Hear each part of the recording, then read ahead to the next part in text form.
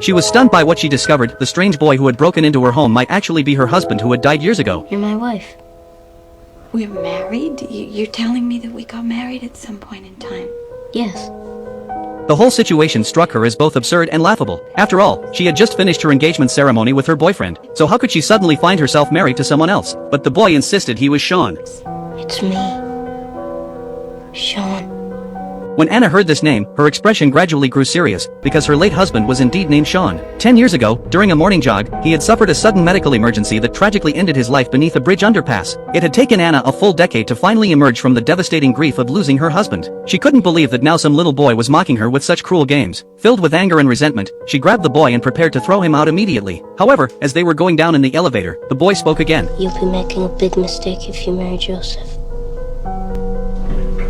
Anna had thought that once she sent the boy away, this whole ordeal would be over. But to her surprise, early the next morning she received a letter from him. Written boldly across the page were the words, "Don't marry Joseph." Anna felt both irritated and unsettled. She decided to tell her sister about everything that had happened. As the two women discussed the situation, they both began laughing at the ridiculousness of it all. Similarly, when her boyfriend Joseph learned about the incident, he didn't seem too concerned either. He figured it was just some mischievous kid playing pranks. Since their wedding was approaching, Joseph didn't want his fiancée to be bothered by random disruptions. He called the security desk, but unfortunately, the boy who was waiting downstairs happened to answer Joseph's call. Without hesitation, Joseph went downstairs, planning to scold the boy and send him packing. But when he saw him, Joseph was surprised to find just an innocent-looking child. He asked the boy to take him to meet his parents. Through their conversation, Joseph discovered that the boy's real name actually was Sean. To prevent any future disturbances, Joseph made the boy promise in front of Anna and his father that he would never bother them again. But the boy simply gazed at Anna with deep affection and said his piece. No.